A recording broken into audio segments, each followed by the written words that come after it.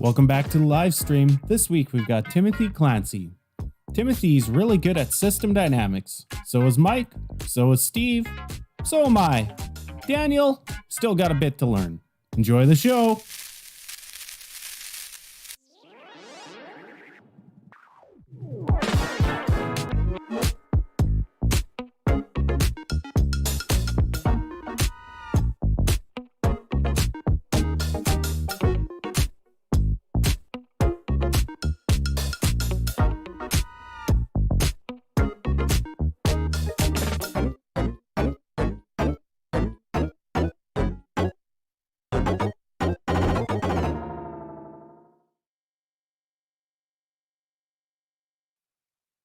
Welcome back to the show. We took a week off. I had to go to a wedding, but we did come back. We've got a very special guest this week.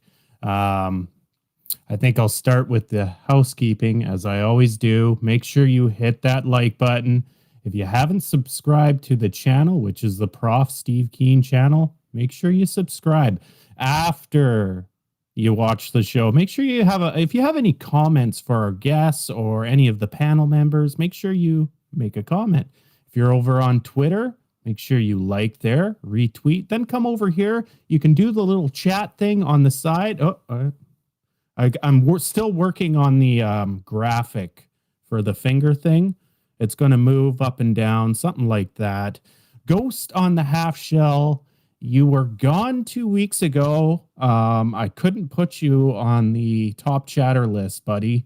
You've kind of fucked up your run. You were our number one guy until you didn't show up last week. It's kind of like going on a date and your date doesn't show up. Ghost on the half shell. I was hurt. I'm going to bring on Professor Steve Keen first.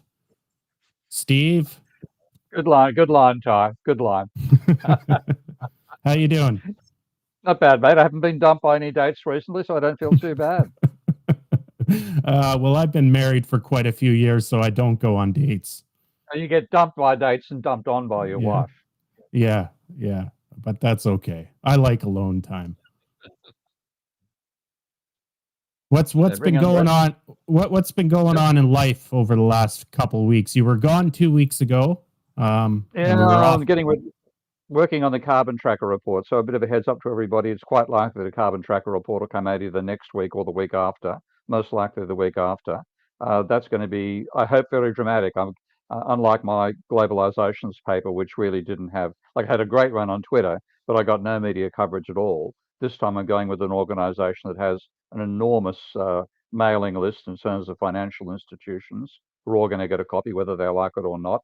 And then also very good media control. So hopefully you'll see quite a bit of coverage of the report about how economists have misled us into trivializing the dangers of climate change, and therefore just what pension funds in particular have to do to change the advice they're given their pensioners about the prospects for their pension returns over time due to climate change. That needs to be drastically revised. So I hope there's going to be a real disturbance coming from that.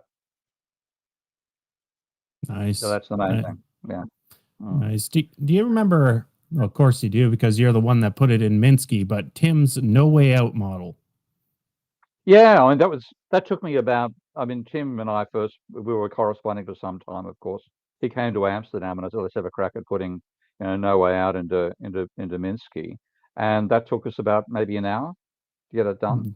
And it was great to be able to visualize the dynamics he was talking about and how the collapse is likely to occur. So I was playing around with it last week, and I thought, well, I want to extend it into the past because it starts in 2017, the model scenario. So I took it back to 1900. Okay, so I started 1900. Our parts per million was 291. Our global GDP estimated in 2010 dollars was $3.6 trillion.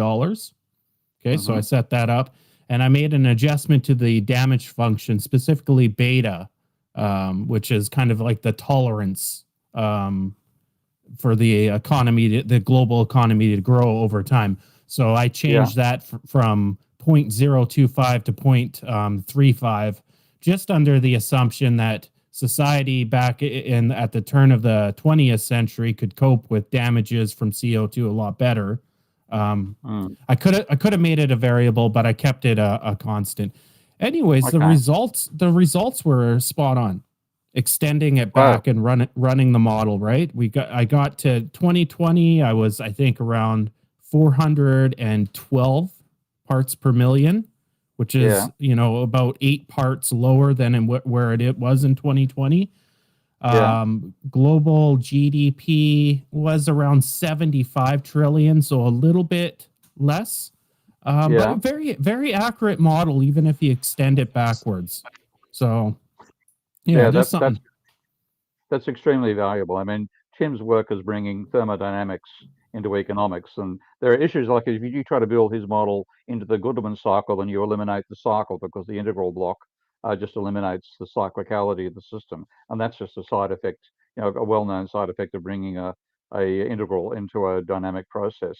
But I want to have a crack at some stage of seeing we actually can integrate those two trends and make them compatible. At the moment, they're a bit like general relativity, which is Tim's thing, and quantum mechanics, which is effectively mine. They're related to each other but incompatible when you try to combine them. Right. Well, Daniel, I'm going to bring you on, buddy. So be ready. All right, I'm ready. You put the hat on just in time. Well, the hat's a funny story because in my early days of podcasting and being on the internet, I had the bucket hat. But I actually did appearances on a laptop. So I literally, flipped open the lid of a MacBook Pro, and I, had the staple bucket hat and did the, started announcing my image to the world. The issue is that as I created, more complicated content, and eventually, how we met, Steve, I think actually, if we look at the early episodes, I think I actually had the bucket hat. But regardless, I ended up getting a different mic using the muff headphones like you've got on, and now I'm at the point of returning to the bucket hat because well, I kind of like it. It's a bit of a staple, and then I've got the earpiece in. It's the jawbone vibration product. And so it's not a speaker; it just vibrates on your bone. Pick up the sound that way. Okay. Yeah. So, and of course the big mic and everything like that. But that's the technology stack. Sorry, I think I sidelined that. Ty, what were we going to talk about? Your hat. I'm thinking about Gilligan's Island right now. Yeah, that's okay. Yeah, it has that. Yeah, that's true. That is certainly looked at. Yeah. Okay.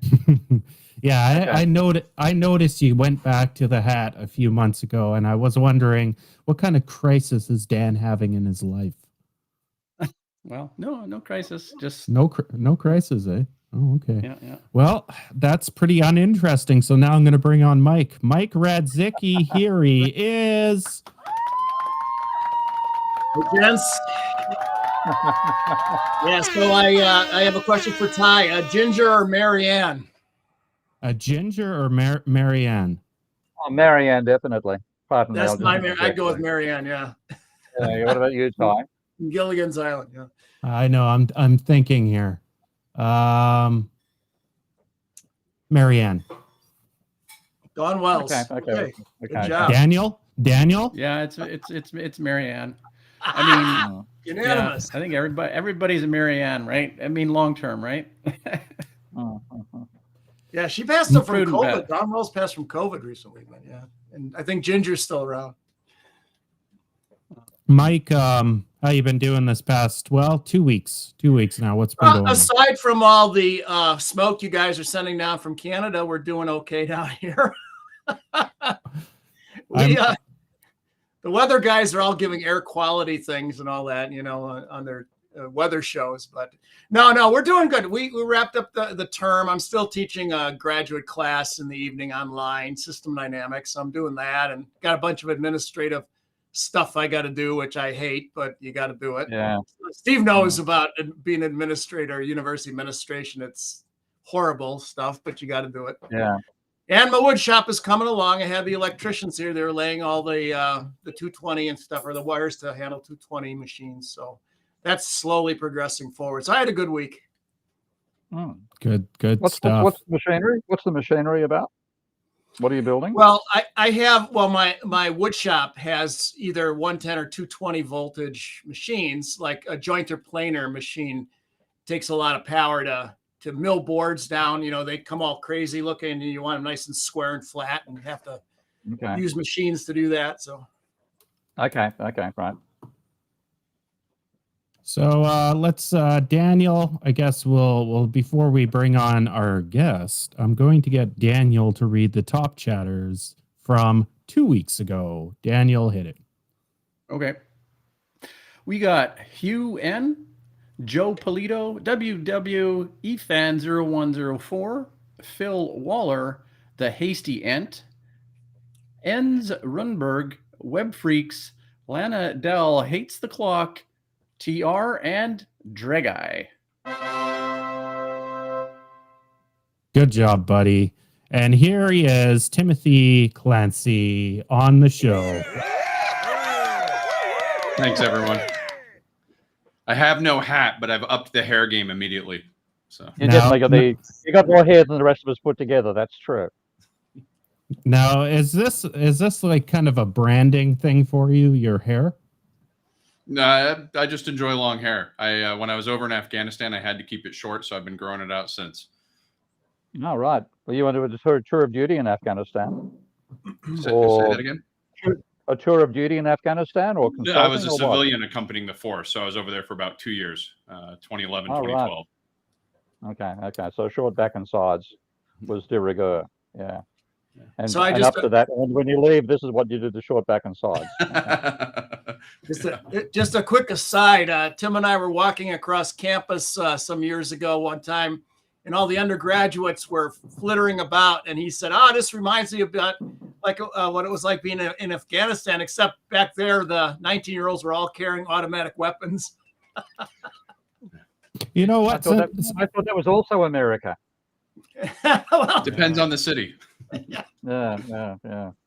Since we've got Mike, recollecting events with Timothy.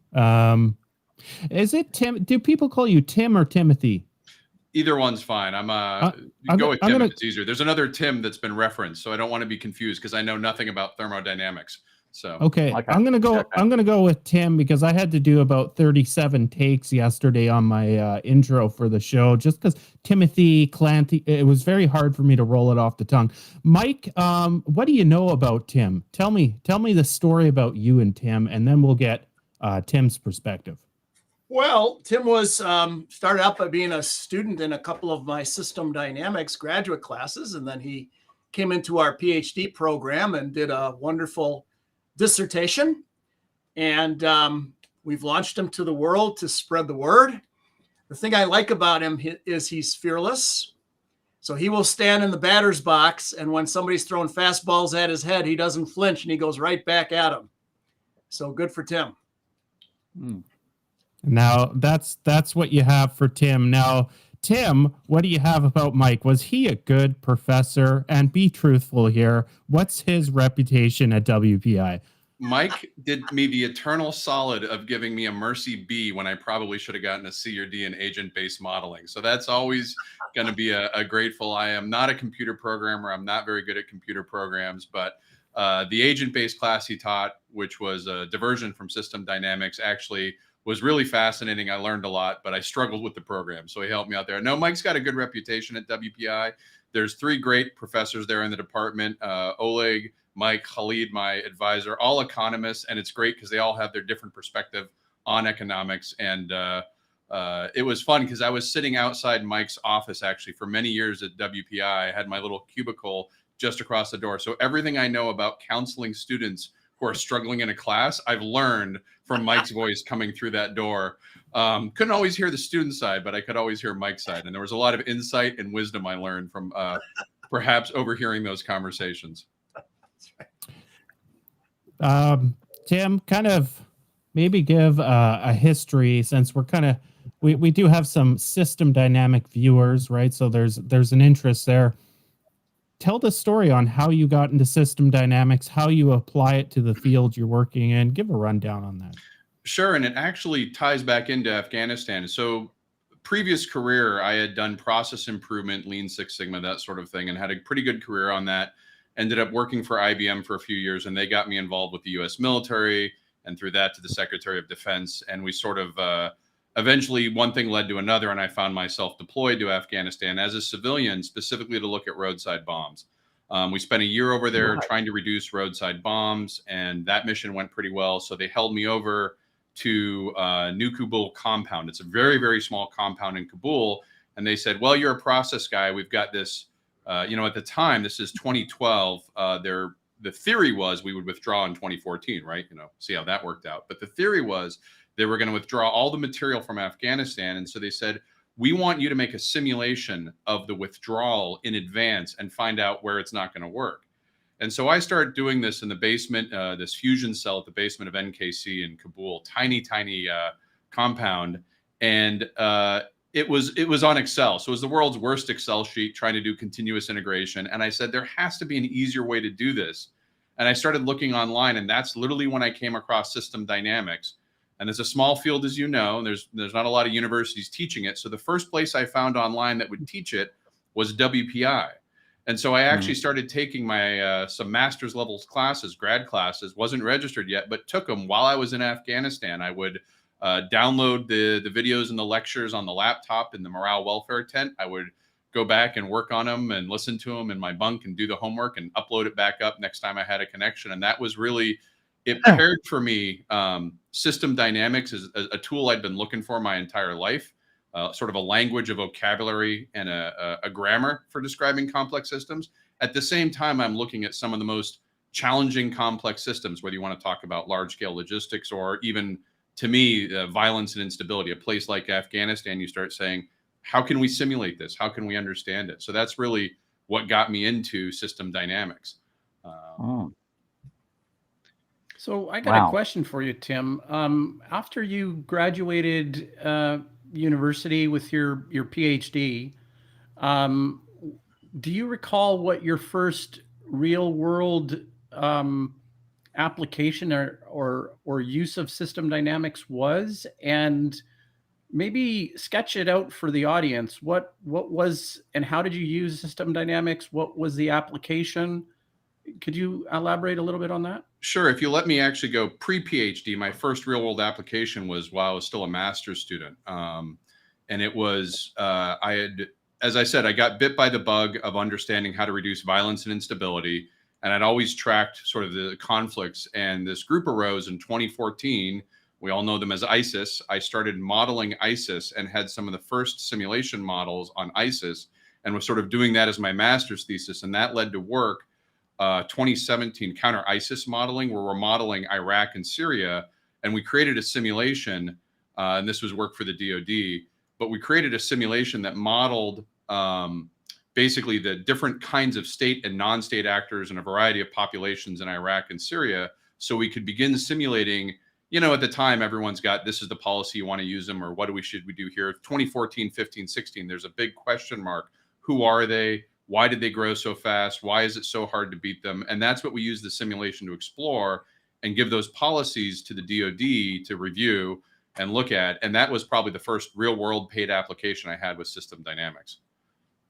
Okay, well, explain your empirical, like your experiments, but how did it lead to policy? Because policy, when I hear policy, I think of something that's beyond empirical, that ends up in the realm of a politician or a policymaker. So was your report forward assuming enough that it actually generated policy? Can you explain that?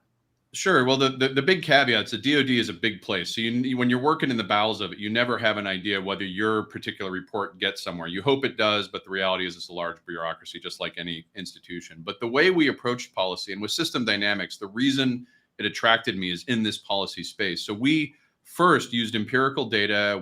And this was for months. I fear, Mike, that WPI machine, what searches I was putting on it while I was sitting across the table from you, looking up details on ISIS, everything we could, and recreated their historical behavior. So the first thing we did is I took a simulation that started in the Arab Spring in 2010, and ISIS didn't technically begin there, but we sort of said, well, let's assume they begin there. We simulated the conditions of the state actors, Syria and Iraq, in how they acted to the Arab Sunnis. And so we're simulating this environment of rising tension, and we were able to simulate a historical behavior mode that replicated the rise of ISIS. We didn't have a button that said system dynamic, or excuse me, ISIS begins here. We set conditions and allowed it to rise endogenously and then studied it. And when we got to a point that our simulation was able to replicate the historical scenario, not point for point that on this day they were at this town or they had this many troops, but sort of the general behavior, how many troops, how many territory. Now we have a historical. Then we did a counterfactual simulation that said, what if no one had intervened foreign-wise, right? What if the only combatants had been local? And what that showed is that ISIS would have grown faster, taken more territory, and gotten farther. They wouldn't have conquered the whole country. There were limits. But now from a policy space, you think about, we have a historical baseline that we know this is what it is with all the troops we have. We have a counterfactual that is essentially an experiment of, if we did nothing, how bad could it get? And you now have a space to test policies and said, let's test an intervention and see if it's better than doing nothing. Is it equal to or the same as what we already know, but perhaps less troops or less cost or less consequences? Or is it significantly better? And that gives us the space to start doing policy analysis. And with system dynamics, as the folks on the panel know, you're not limited to just one idea. You can start out with individual ideas, but then you can combine them. So you can combine policies, try them at different timing. That was something we found out. Timing was very important, different weights, different sequences. And all of this then gets into the recommendations that you pass on from the simulation. So that was the work we did 2017, 2018.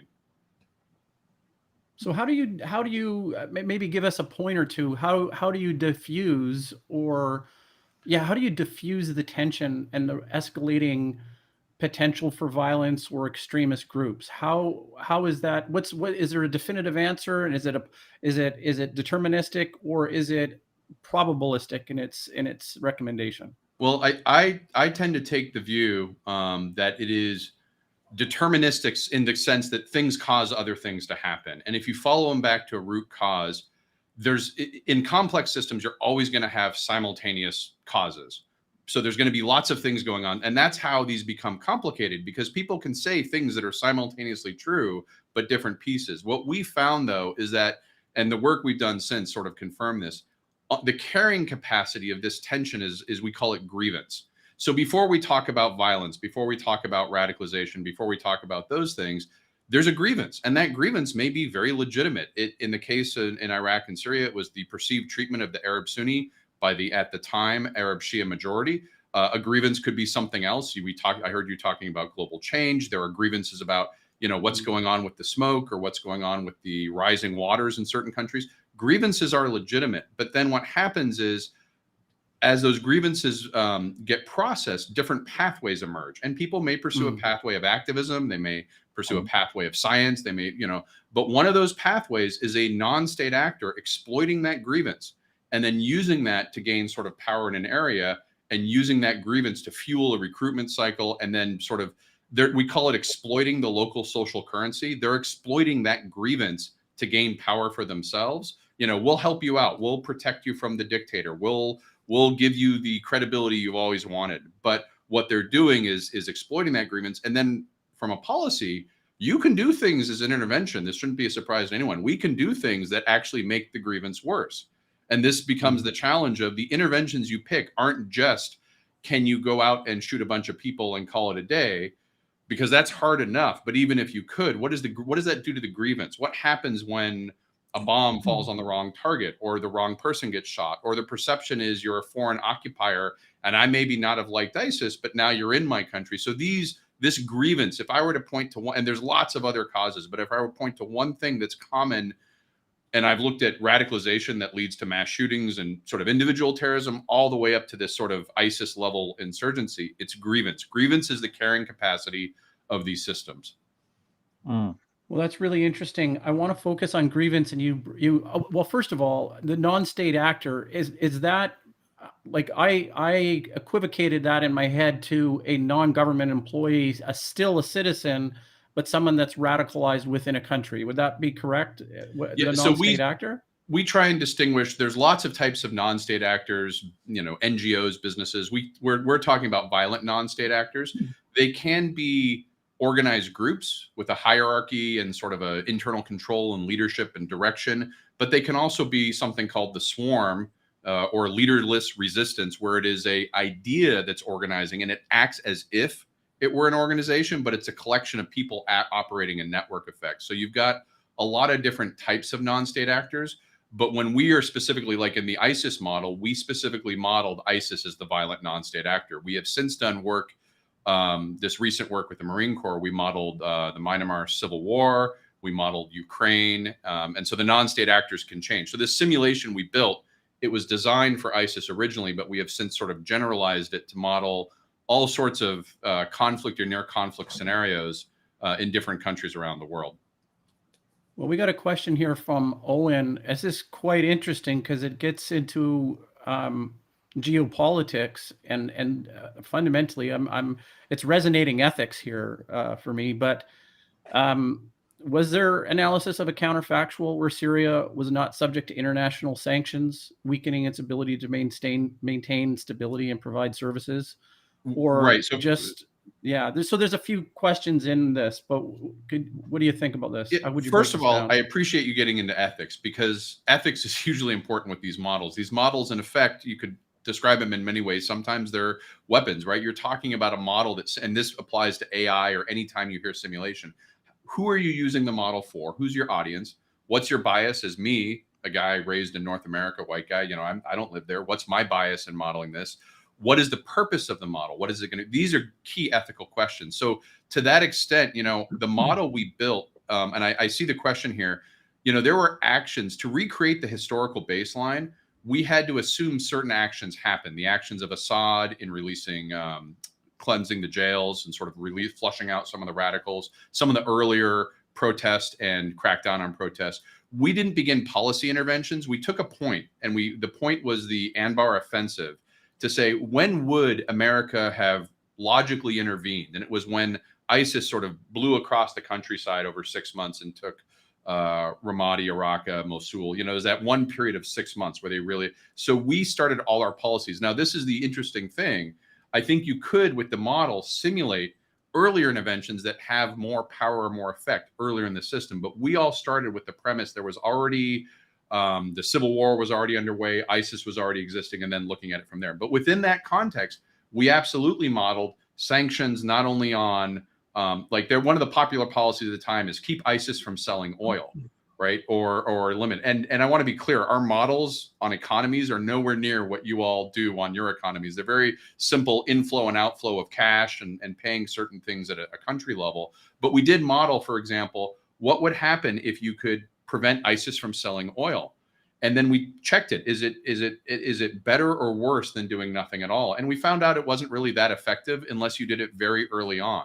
Likewise with sanctions against the Syrian regime at the time, because part of this is these systems can be path dependent, that once something starts, they're already down the road, and it's hard to go back and sort of put the toothpaste back in the tube. You have to deal with the conditions you have. So part of what we were analyzing was, to the question of sanctions and things, is going forward, 2014 forward, how useful would sanctions be? How useful would bombing the oil be? How useful would staying out be? How useful would training the rebels, training the fight? All these policies we can test, but then, because we're systems thinker, we can start thinking, what is the system structure underlying this? And does that give us any insights that we can use to identify a novel policy? Very interesting, guys. Steve, do you have anything to comment at all, Mike? I'm there's some comments from Murphy up here. How dare you presume to play God with people's lives and their countries and their future? That's my general perspective towards America's intervention virtually everywhere. My basic saying, and this is ever since I was a potential conscriptee for fighting and the Australian Army with America in Vietnam, my perspective became that if you wanted to know who America's current enemy was, it was America's previous friend. So America's intervention almost always caused the conflict that then flowed on from there. And, extent. I mean, the British, if you look at British as an empire and say, what did the British do to preserve the empire? What they would do is turn one minority racial group against another majority racial group to maintain colonial control over that area. So the Igbo and the Ibibo in Nigeria was clearly caused by the British coming in and supporting the Ibibo over the Igbo, and then we got Idi Amin out of that. So America wasn't as intelligent, frankly, in my perspective, as a colonial power. It would come in where it had it got no benefit out of Vietnam. That was just ideology, and what it did was set up 20 years of conflict, and in some ways being defeated was the best thing that ever happened to America. It got out of the way, and you got economic growth and social development in Southeast Asia, which the American intervention prevented for 20 years. And then when it was gone, the system went on very well. So I'm curious about, like I'm seeing the indignation in Murphy's statements there. I'm not putting that at you, but I'm putting it at America in general. And then the question is, what have you simulated what would happen if America didn't invade Iraq, for example? And I want to be clear, I'm not upset or offended by the statements on the thing. These are good questions to ask. And I want to go back to where I started. Grievance is the origin of all of this. What does America do? A lot of times is it exports grievance by going in and intervening. And in some cases, not doing something is the best course of action at all. And I think this challenge we have is that we come into these systems that already exist. And the question you can always have in something in a system that has potential for harm is, do you stand aside and criticize it from afar, which is legitimate because it sort of preserves you? Do you get inside and try and change opinions on the inside for those who have influences? And so, the question of how dare I presume to play God? In some cases, that simulation is showing an American general that when they initiate an air campaign, that's going to result in humanitarian disasters. It's going to result in errant bombs. It's going to result in deaths. It's going to result in innocent people getting killed. And that gets pushed back from the military. How dare you say our American pilots are out there targeting civilians? And I say, look, I can't tell you it's not happening. We can argue about the percentage and the data, but what I'm here to show you is the consequence of that decision and a feedback over time. So you can understand when you initiate an air campaign, there's going to be a consequence of that.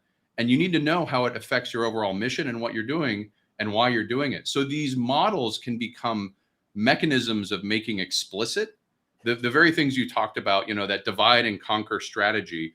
These models can make that explicit and show in advance to policymakers, these are the consequences of your decision. Now, there's a perfect world where these decisions are never made and they aren't made. The question is, how do we get to that? And I make no illusions of the overall benefit I've had. If I were to describe my entire life work, if I could shave some percentage points off the bad ideas of foreign policy coming out of the US and other actors, I'd be thrilled with that outcome, just to shave a few points off. I'm not going to pretend I can make it stop or things like that. So I don't take umbrage or grievance. These are real questions and these are real concerns. And I think they're valid given the history. I was very much against the Iraq war for similar reasons. Even without systems thinking, you could look at that and say this was a bad idea.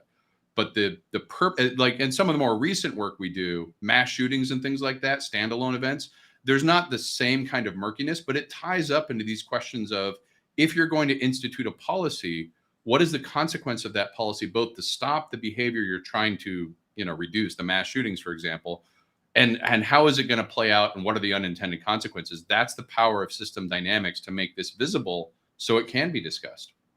Yeah. Hey, Mike, I want to ask you a question, Mike. Actually, before I do that, Steve, it sounded like you had some. Yeah, I was just actually going to say, like, for example, the classic with Iraq, and this is where it's the lack of system thinking that I think has caused a huge amount of the catastrophes of American foreign policy, because in the ignorance that Americans have about other nations, which, speaking as an outsider, I've often said that America's problem is it treats the rest of the world as its backyard. if anything goes wrong, that weed shouldn't be growing over there. I'm sorry, it's not your backyard, it's the rest of the planet. And you have to understand the dynamics of the rest of the planet to know what's going to happen when you intervene. So the whole idea of America going into Iraq, thinking that they could invade and get rid of Saddam Hussein and improve things, with my knowledge, this is not particularly exceptional knowledge, but it's just the knowledge of a non-American, that there were two sects to the Islamic religion, two dominant sects, the Shiite and Shia, and frankly I've forgotten which one Saddam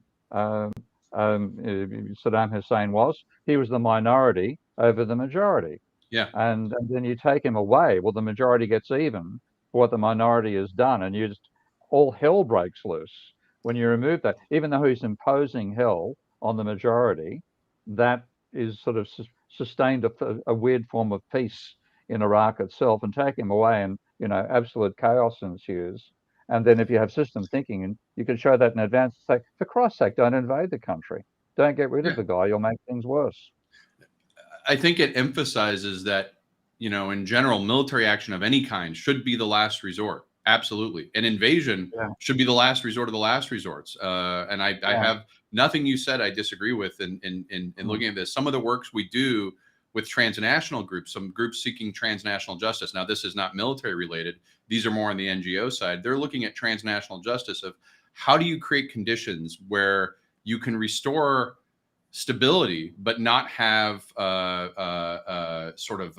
reprisals after, say, there's a, in this situation in Iran, there are groups looking at how do we restore transnational justice in Iran. That's not a military activity for me. It's a systems thinking idea using these same concepts of understanding the population, what their grievances are, dividing the, making sure that you fully understand that complexity of the population. And these models, we're tracking multiple different segments of population, different genders, different ages, different social roles, different activities, different ages. And it all is churning in this background because the population itself is sort of who we're most interested in, not the actors who have the military, but the populations that are sort of being competed over by these different actors, which was really an interesting case when we looked at Ukraine and Myanmar as part of our research.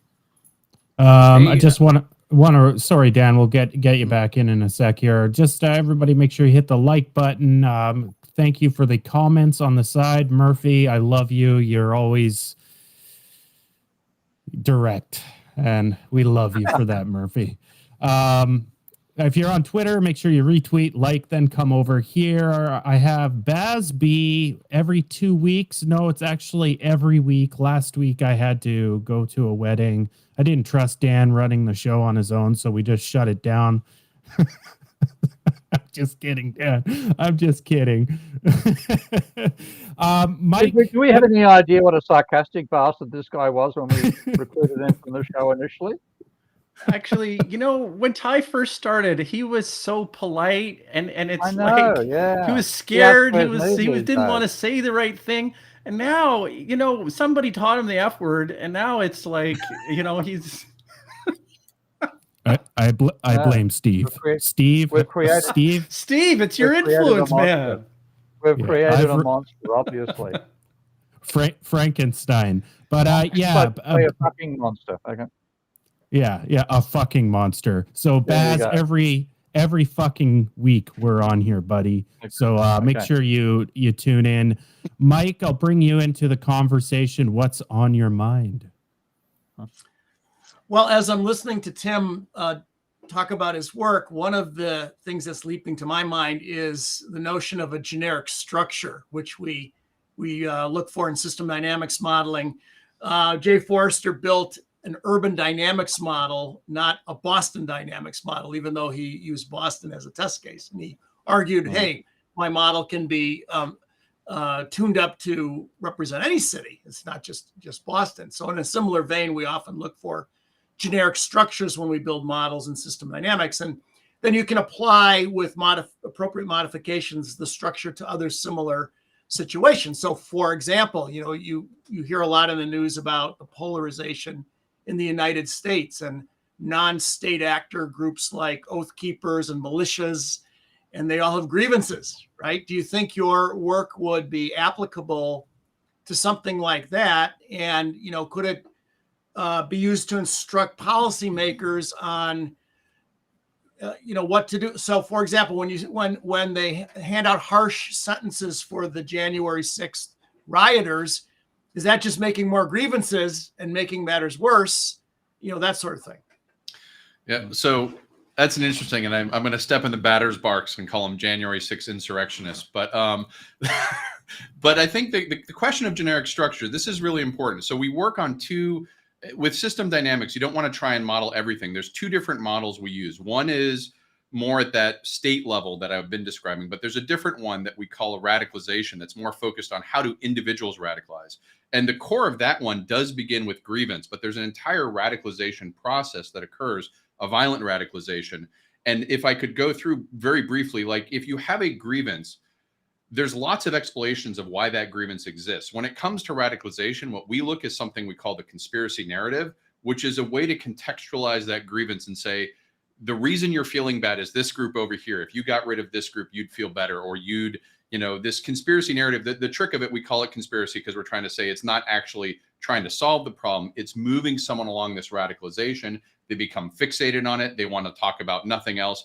And then the key point, so there's a couple pathways off this radicalization circuit, so to speak, one of which is the conspiracy narrative. There are valid grievances that fuel the behaviors we see, but not all responses are equally valid. So some of what we look at is where are pathways that can divert someone off, but if they get fixated or there's a point of activation of identity, this is where violent radicalization gets dangerous. And this is where I would say the difference between someone who's like, hey, I'm concerned about the country, and someone who's breaking a window in the Capitol and sort of going in to do harm, we can distinguish meaningfully is that activated identity, how you respond to that grievance. An identity might be, I'm going to go out and support whatever your political party of preference is, whatever your candidate preference is. I'm going to go on city council. I'm going to get involved locally. Those are identities, but there's one called the warrior identity or a pseudo commando, which is someone who takes on, and this exists on the left and the right, that they manifest in slightly different ways, but it's someone who says, I'm going to solve this problem. I'm going to take it upon myself to solve this problem with violence. And I'm going to target the violence against the ones that the conspiracy narrative has told me are responsible for their grievance. Now, this creates two obvious problems. The first one being the risk of violence. The second one being a conspiracy narrative. They're not well known for having illuminated ideas about how things work. So it's not like you're going to make the change you want.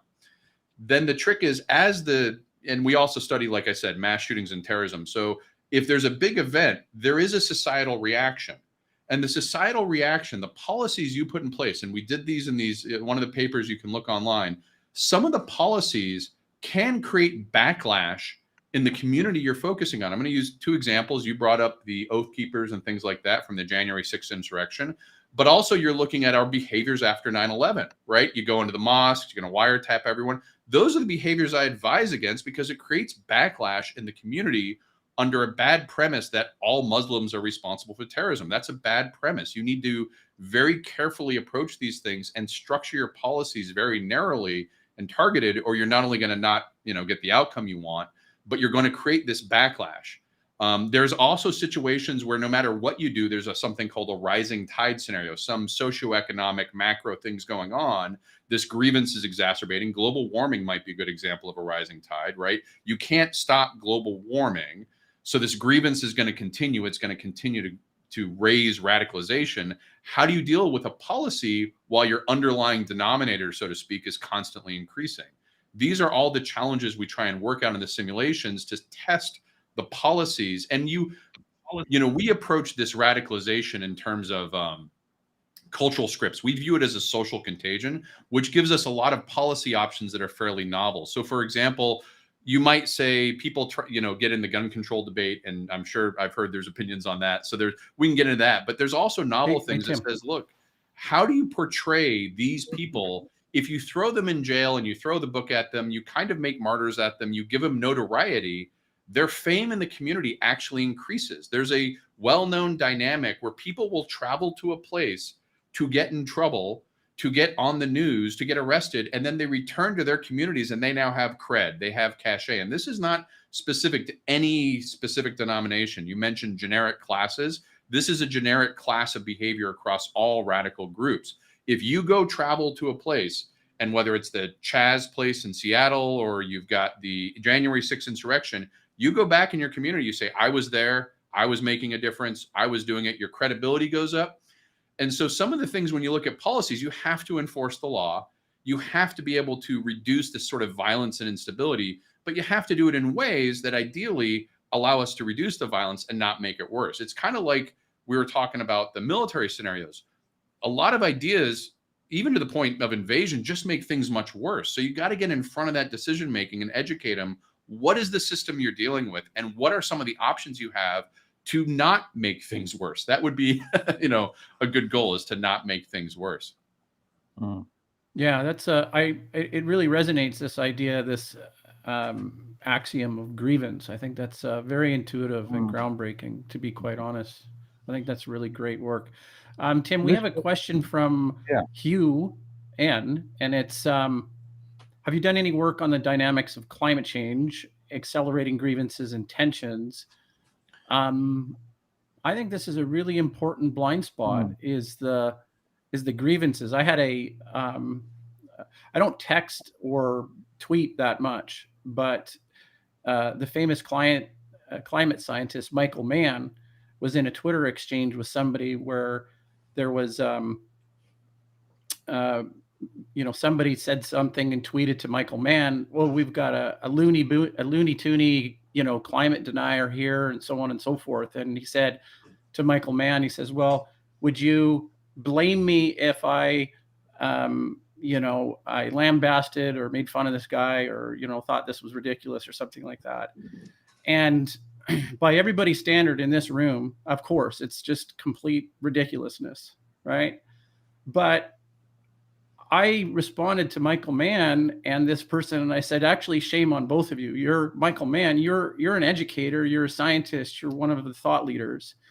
And it does not help the cause to throw anybody under the bus for stupidity. Mm-hmm. And so I'm kind of changing that. I think it's like, I have relatives in, I know this is anecdotal, but I have relatives in Alberta where I brought the forest fires up in Alberta, which are not quite as bad as Halifax, but they're still really significantly bad. And I mentioned this to some of my family members, and I said, oh, see, climate change. And I just mentioned it like briefly. And they said, no, it was a cigarette that was thrown out of a car. So the cognitive dissonance is accelerating. Mm-hmm. And it does nothing to just make fun of people. And I wish the scientists in the room would understand that human element of that agency, of that personal agency, because,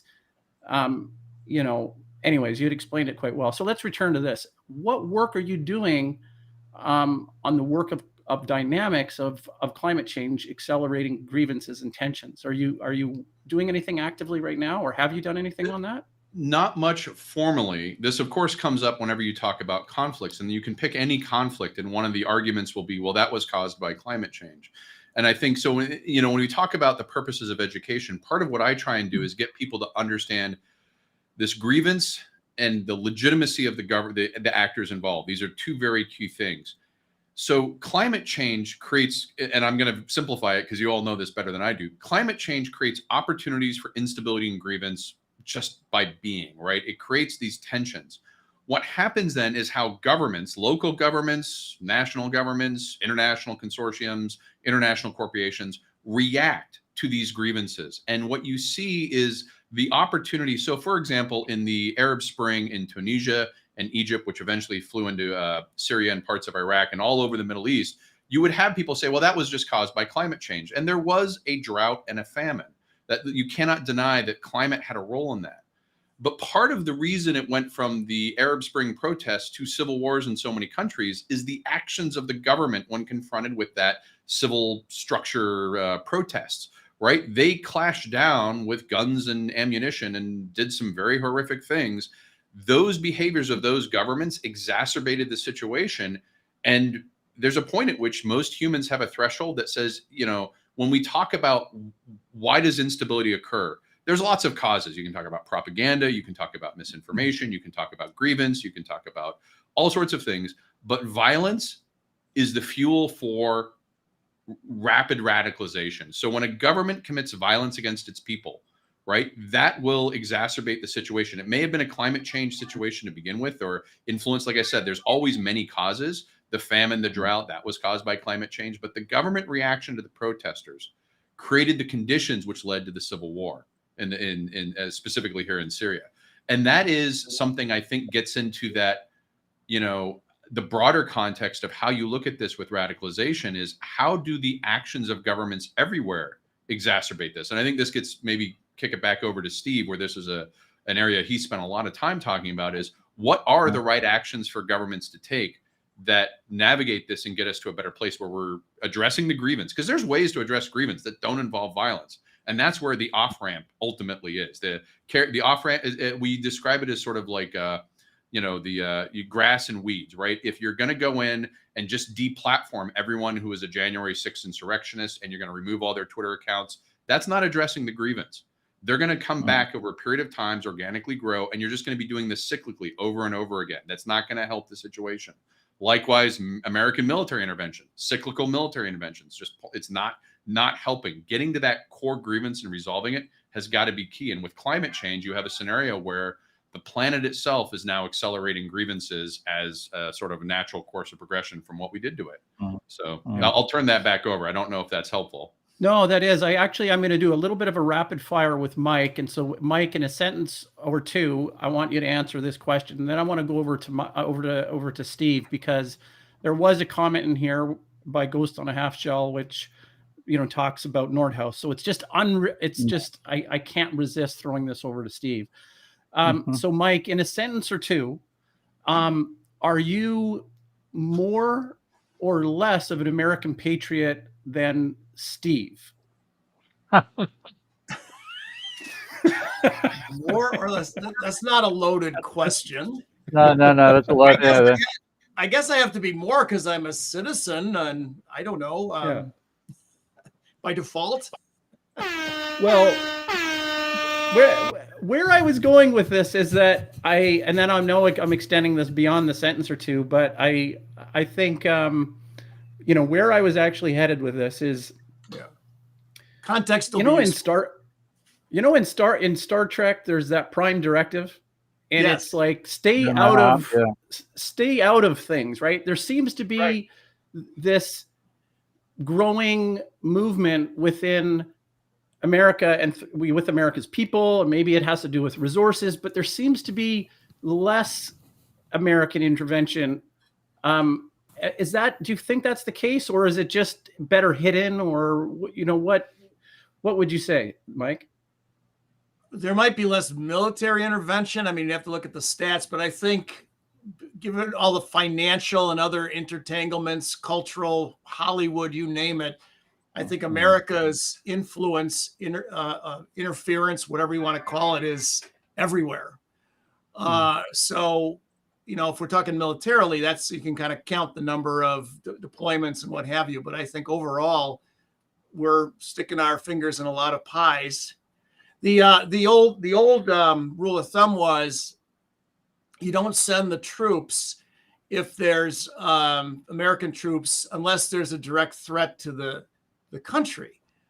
You send the guys with the top hats and briefcases, the diplomats, right? Or you send the blue helmets. The UN goes and tries to settle things down.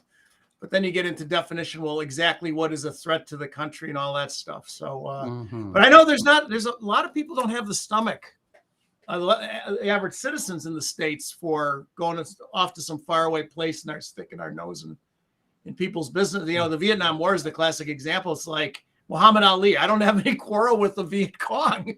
It's like, they didn't attack us, or, why are we doing this? Right.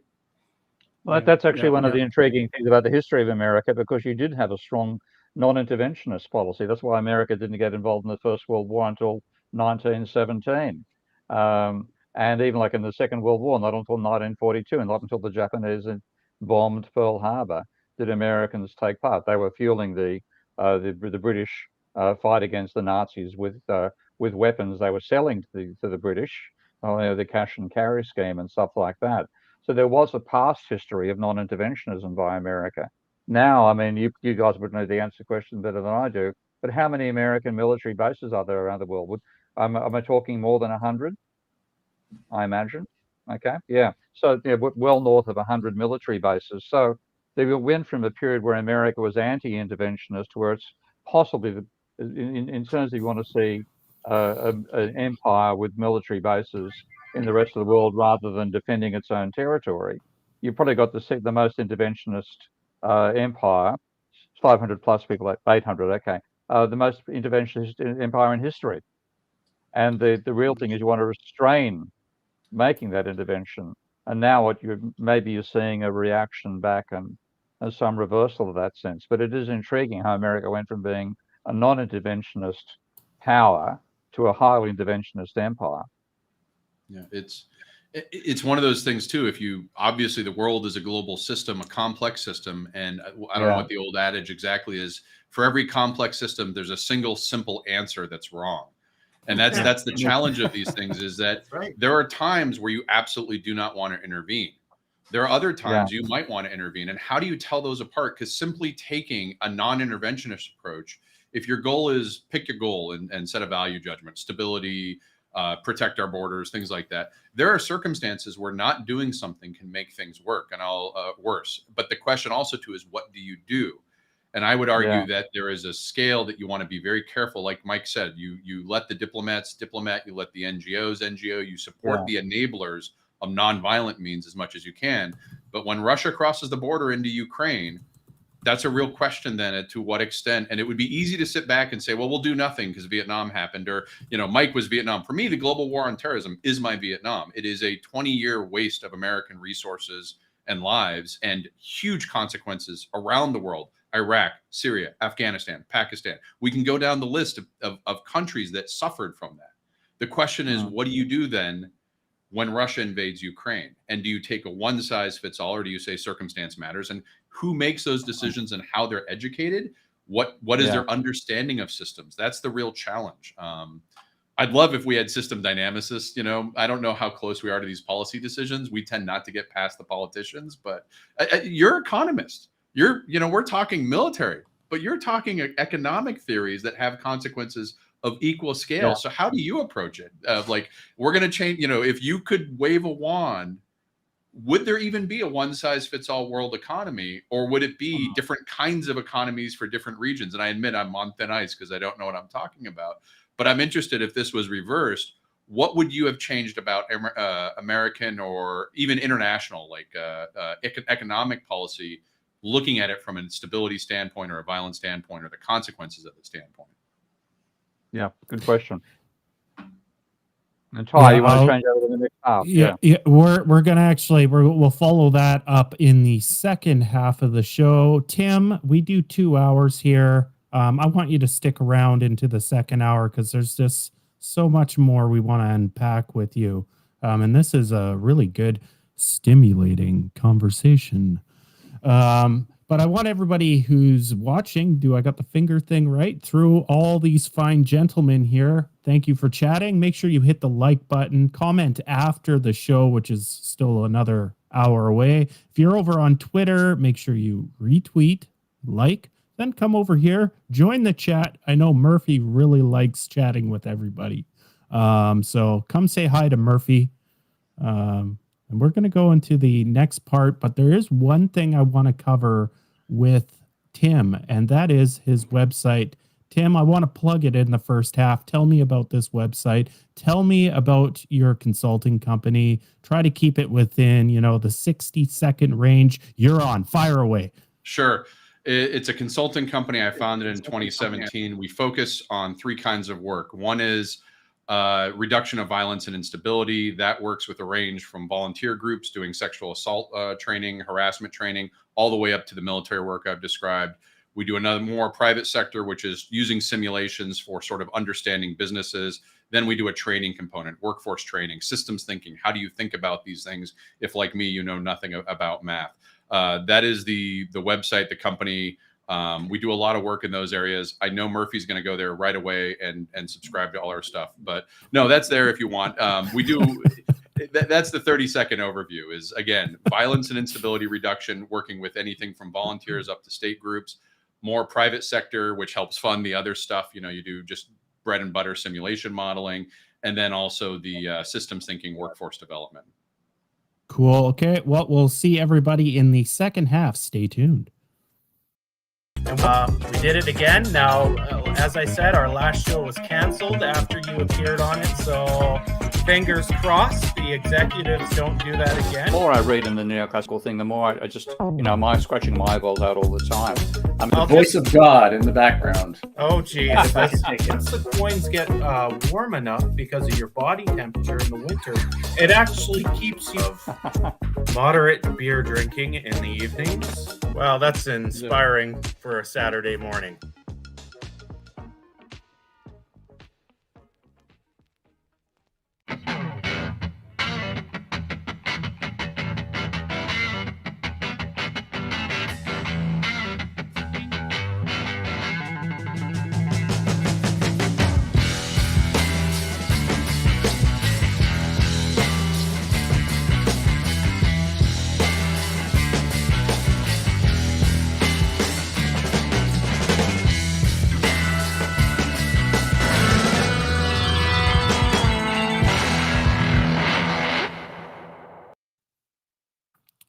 Steve. Hi. Hey. So you got me. I've got you. What should everybody do when they go to your YouTube channel? What's the first thing they should do? I'll subscribe, obviously. You got it. Oh my God! Thanks for the hairdo. I think how old was I then? I was 20. That's me at the age of 20. Look at that hair. I know, a natural afro. Funny thing, when you are that hairy, you have no idea that you are that hairy. But I was that hairy when I was a young man. Yeah. I wish I could have hung out with you back then. I had a lot to learn, but I had fun trying. I want to kind of carry on. I'll bring in Dan. I'll bring in everybody here. And where's Mike? Let's bring in Mike. Let's kind of carry on with that thought. I think Tim brought it up, the economic point of view. Tim, can you kind of frame that question you were kind of posing to Steve there? I kind of lost my train of thought there running all the intros and stuff.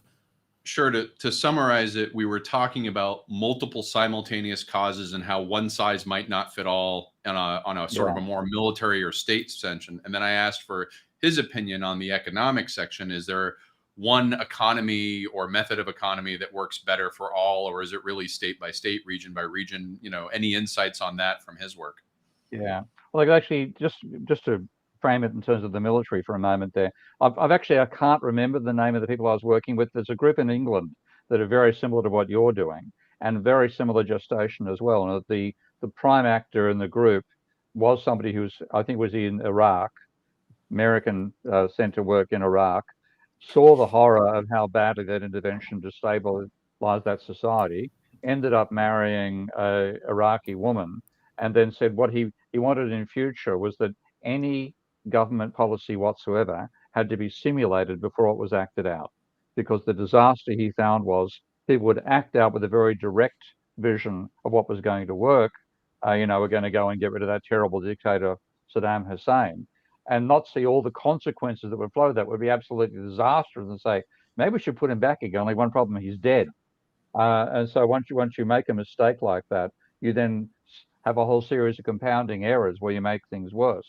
And I see your actions there really saying, well, let's just see what the consequences can be of a direct action, and look at it and see, let's simulate it in software before you do it in hardware, and then see what the hell happens out of it. And was it such a good idea? Yeah. So I'll try to look up my emails. I've lost touch with the guy, unfortunately. This is just too many balls in the air at one time. But I'll pass on a contact, and you might find there's some useful collaboration there. In terms of your question about the nature of an economy, it's not just saying one economy is better than another, but it really comes down to saying that there's, and I like the title of your firm on this front, by the way, dialectical interaction between one extreme and another. And what we've done as humans, we have this ideology which says the free market is best for everything. And that's the dominant ideology on the planet these days. The opposing ideology, which comes out of Marx and the 19th century, was socialism is the best system. Now, one thing I've done using Marx's dialectical philosophy is show Marx made a logical error in his own application of his own dialectics, and his dialectical principles would say that there was no justification for socialism as a response to the weaknesses of capitalism. What you get is there's a dynamics, and the best, in some ways, the best society and best economy is one that has both public and private components to it, and fundamentally where you let the public take care of things which have long-term consequences, and let the private sector take care of things which are both short-term and innovative. And so you should never privatize public health, public sanitation, etc., etc. Those are things you want to work 24 hours a day, 7 days a week, 52 weeks of the year, 100 years of the century. You don't want the sewage to break at any point. You don't want the power to stop at any point. So you need to have an actor responsible for that area, which has that long-term perspective. You don't want short-term profitability, then you get Enron and bang, they end up, doing tricks with option markets to cripple the power system in Oregon so they can take advantage of from California. Horrific stuff like that. So you end up getting a yin and a yang coming out of that, which is your dialectics bring in very nicely. Yeah, that sparks something which I wanted to call back and reference. I watched an episode of yours, which I think is incumbent when we talk about how do we prepare people for these discussions. It was an episode where you were talking about getting into the accounting of a firm rather than just looking at a business from 2 steps back, understanding the accounting, what actually happens. I think whether it's economics, or even military, you mentioned your friend being in Iraq, getting involved, whether it's an NGO or as a volunteer group or part of a military or even as a civilian, understanding what's happening on the ground to get away from these broad foreign policy affairs articles that sort of sweep the world in one big thing. Understanding those operational contexts are crucial for all these systems. You can't just sit back and model accounting from a firm as without actually being in a business and apply that to economics without understanding how it works. Likewise, I'll take the hits that I was there, but I think by being there, you see the consequences of these really close and up front, and you say, what can I do to make sure this doesn't happen again? And also, how are decisions made? Where are the points of leverage? Where are the points of influence? This sort of operationalizing of a complex system, as much as we like to simulate it, I think that real world experience you mentioned in the past show is vital to what you're talking about. Yeah. I mean, like I've been a simulator and a modeler all my life, but I've also had cracks at running businesses at various times. I'm having one right now with Ravel, and that no, simulations can't be used to prove anything, Duarte. There are limitations in systems on that front, but you have to have the real world experience, because you can have an armchair attitude about something which is just wrong in the real world, but you put the armchair into your simulation, and the armchair ends up giving a result which is completely fallacious. So the classic armchair thing for economists, for example, one of the many, but one of the classics is believing that marginal cost rises, and on the basis you assume that there's a fixed level of machinery and you're adding variable amounts of labor to it, so there'll be some ideal level, and then past that point you get diminishing marginal productivity, and that's give you rising marginal costs. You get to the real world, take a look in a factory. It's designed by engineers. They make them efficient at 100% capacity utilization. As the manufacturer is selling into an uncertain future, uncertain market, you have to have excess capacity. You never reach the point of diminishing marginal productivity. So unless you actually have that, you've got to have the hands-on as well as the simulation. I completely agree. Of course, in the case of military, you don't want to go in the hands-on as an AK-47. It's a bad starting point. Yeah. I noticed this comment, simulations can be used to prove anything. I wish that was the case. My dissertation would have been much easier, but it's, I think. Yeah. I mean, I've got people coming back at me on that front of my modeling of government money creation and saying, you can prove anything using Minsky. No, you fucking can't. That's the point of the modeling framework. So if you have a logical framework to what it's doing, and you try to prove an outcome, the model will go crazy on you. And any of us who are working in simulations know that. But you have to be putting in realistic parameters. and realistic structures and feedbacks. And that's where the real world experience is absolutely vital. I want to pull this back because there's a different valence that can be interpreted by Duart's comment here, right? There's a lot of different pathways this can go down, but let's go back to what Timothy was talking about, and he used that story of somebody who was in Iraq, and I think it was somebody in the military who had a wife, who took a wife, and then afterwards said, hey, we need to know how this is operationalized and what the context of the operational implementation in Iraq is actually going to derive, right? Like what are these things that we didn't anticipate that would unfold? And so it was at that point where Timothy said, we need to model this, and we have these models, we have system dynamics to model it. So at that point, I think if you look at it from the best interpretation of what Duart's saying is that simulations can be used to prove anything. Let's not focus on the prove so much, but in that instance of Iraq, how would have the model informed the policymakers, the politicians, and the military commanders? That's, I think, would probably clear up everything here about the ambiguity of Duart's point here. Yeah. Just to be clear, that was Steve's colleague who had been in Iraq, so I'm not familiar with that. I can bring an example from Afghanistan if you want me to, but I never was in Iraq. Yeah, I'll have to look up his name and find his details. It's crazy, I've forgotten, but just too many. The name doesn't matter. The name doesn't matter. It has to do with if we would have modeled something prior to committing or intervening. So either Timothy or Steve, answer that. Answer the value of the model and what does the model tell us?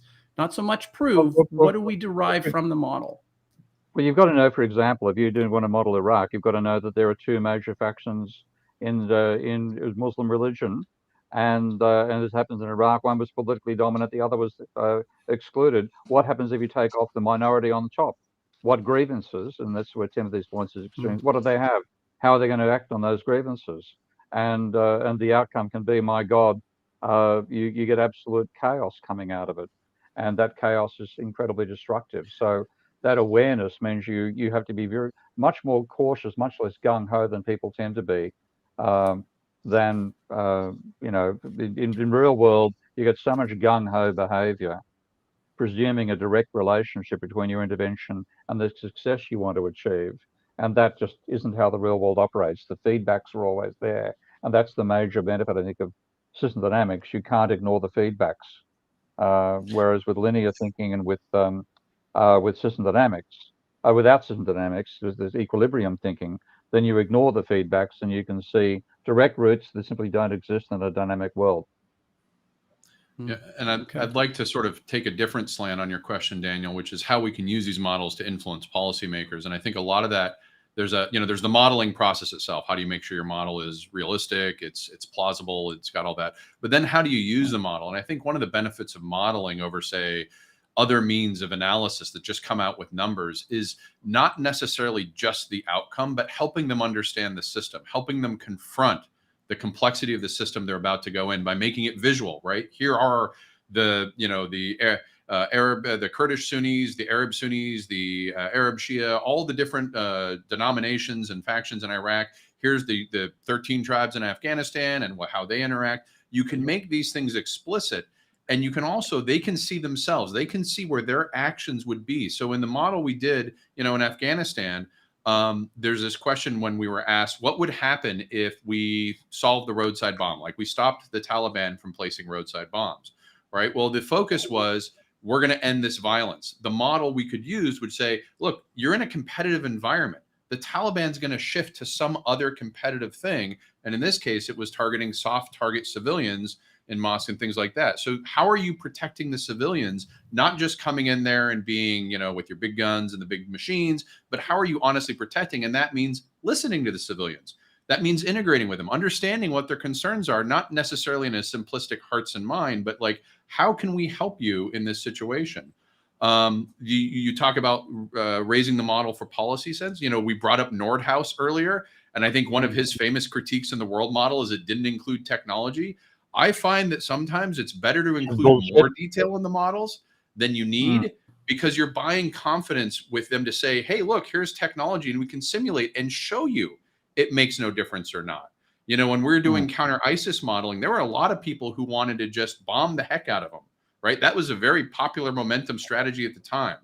We showed we had bombing in our model. We didn't try and hide it, but we showed how that would make it worse. It literally became a worse than doing nothing at all. And that's a powerful discussion to have. You know, whether you get to win the argument is a second question, because there's lots of people in the room, but you can show them what they want to do and show them the consequences and help build those insights into the feedback loops that Steve was mentioning. So I'll pose it this way. I'm a student. Well, we'll say I'm a hypothetical student of Professor Red's. And I build these great big 35 system state models. I'm great at math. I know my ordinary differential equations. And I go up to Professor Rads and I say, Professor, I can prove anything with my model. Professor Rads, what would you say to that? BS. That's after buy sell. I'm an economist. No. No. So in system, it's a good question. In system dynamics, we never talk about a model being valid or invalid or proved or true or anything like that. We talk about building confidence in a model along multiple dimensions. And so we have a giant laundry list of tests that we subject our models to. And the more of these tests that a model can pass, the more confidence we have that the model is going to tell us something of value. Now, having said that, there's several ideas sort of intertwined there. Number one is you always want to evaluate a model vis-a-vis its purpose, right? If you have a model that has what we call steady state error in it, let's say, almost always that's a bad thing. You don't want that in your model, except if the purpose of your model is to show somebody what steady state error is, then you want a model with steady state error, right? So, you have to evaluate a model, build confidence in it, if you will, by evaluating it with respect to its purpose. Well, you left out the XYZ. Well, but that wasn't important to the purpose of the model, right? That sort of thing. Forrester wrote a very famous little memo some years ago that we reprinted in the System Dynamics Review, because he was alarmed that the people in his research group at MIT were becoming obsessed with their models as works of art that displayed their brilliance, that they could frame and put a light on and bow as they walked down the hallway passing it. And he said, that's not where the value is. It's the modeling process that generates the value, not the model. It's the struggle to understand what should be included in the model, what's important, what's not as important, and so forth. Now, take Tim Clancy's brilliant work, to be honest with you. He's one of my students, so what can I tell you? But his brilliant work. How in the heck do you take the kinds of problems he's wrestling with that are well known to the world and build a model? What's important? What's not? There's all the technical stuff, whether he's using Vensim or Stellar or Minsky or whatever. You got to learn the software, right? And how to maneuver around. But that has nothing to do with conceptualizing the model. What do I put in? He's not making a digital twin of the world. He's putting up a fence and saying we're going to include stuff inside the fence, inside our model, that are relevant to the question or questions we'd like the model to help us answer. How do you do that? That's tricky business, and I'd like him to comment on it in just a minute here. So, like, how do you do that? That's kind of the key. That's the hard part. Learning the software is not hard. It's the conceptualization part that's hard. And finally, I'll say system dynamics modeling is very modest in some sense. We're not proving anything. We're simply taking an opinion or a consensus opinion. If you have a bunch of experts and stakeholders in a room and you say, tell me what you know, and let's all agree on X, Y, and Z, and let's just make it formal in a computer model, and the machine will mercilessly trace through the implications of your opinion or your joint opinion. And then you can change one thing and say mercilessly trace it through again, and let's compare. And as long as everybody's agreed that, yeah, that goes in there, that goes in there, that's right. You know, I know a lot about this. There's nothing crazy here. When you press the go button and the machine shows you the implications of your own mental model, your own opinion, you know, what are you going to say other than, well, that's interesting and maybe I have to change my mind? So to answer that question, like I'll use the example of the terror contagion hypothesis, which was a process you witnessed for a long time. And it's a good evidence of how hard it is to sort of force a model to do something. The question I was looking at that was like, how does radicalization lead to terrorism, mass shootings, things like that?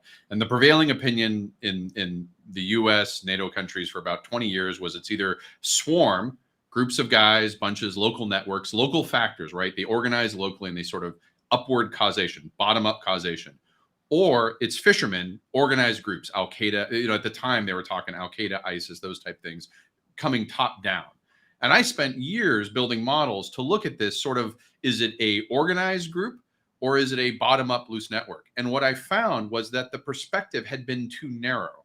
So we talk about boundary, what gets included in the model or not. I could not get this model to work, to replicate historical behavior using only this debate between swarm and fishermen. So we took a step back and looked at it at a broader context. And this involved getting really into some sort of interesting concepts of causality. But what are the larger top-down causes? And now you go up the chain. So you start getting geographic spaces, system of systems, societal influences and dynamics. Building that larger boundary then allowed us to create a simulation which could replicate. And what we found was that at the time this debate arose, the people debating this were only looking at Salafi Takfiri terrorism, or, you know, radical Islamic terrorism, as opposed to 9/11. And so they were arguing over a very narrow causal channel within this space of sort of Islamic terrorism. And in that, the conditions have to be, if you have a low domestic population, you need some sort of external support within which to create these groups and sustain them. So there would always be this question of, is it local or foreign? But when we shifted that, we began looking at things like white supremacy, right?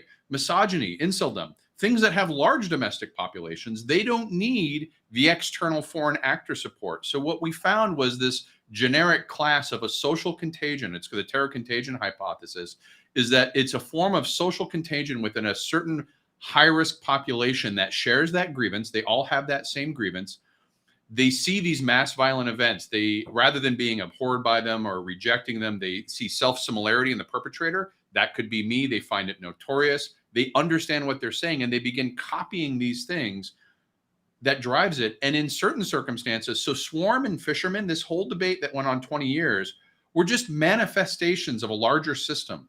You change the contingencies of those larger systems and you have other manifestations that aren't explainable by those two. So the question of boundary, when you're building these model boundaries, a lot of times we want to make it simple, but you have to make it large enough to include these. And then you have to rigorously test.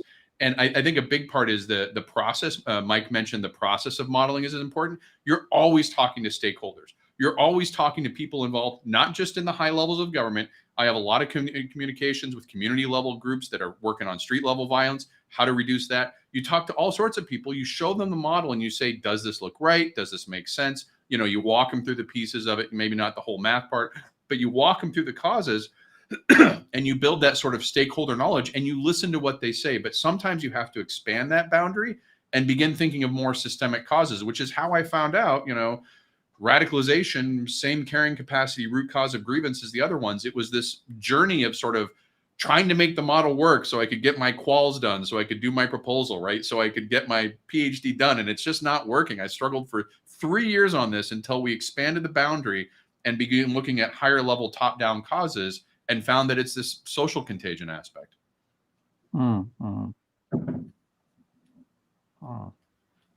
Yeah. Ty, you're muted. Hold on, Mike. I try to mute myself, so I'm not, you know, I fidget like Mike sometimes when I want to get something across. But I got to put Tim on the spot here. It's time.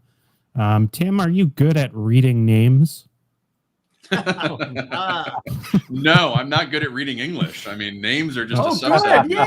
Oh, General good. set problem. This is great because the names I'm about to present to you that I'm going to insist that you read definitely don't meet all the English standards in spelling. So here is the list, Tim, and I would like Tim, you to read it. Top You have to do bottom. it with enthusiasm, though. Maximum enthusiasm. Okay. Maximum enthusiasm. I have a resting stoic face. Maximum infusing. So, top chatters: Hugh N, Joe Polito, WeFan0104, Phil Waller, The Hasty Ent, Jens Rundeberg, Webs Freak, Lanadel Hast the Clock.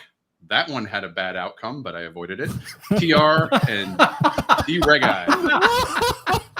Lanadel, you set me up. That was a boy. That one.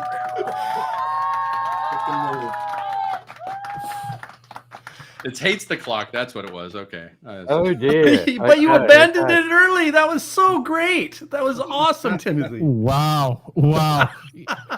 You know, that's funny. That's not the first time that's come up, and we'll just leave it at that. Yes. She's wonderful. We love her. Yeah, she is she's not, it doesn't look like she's here today, but she's one of our biggest supporters out there. I hope she's doing okay. Yeah. Hope she's having a good weekend.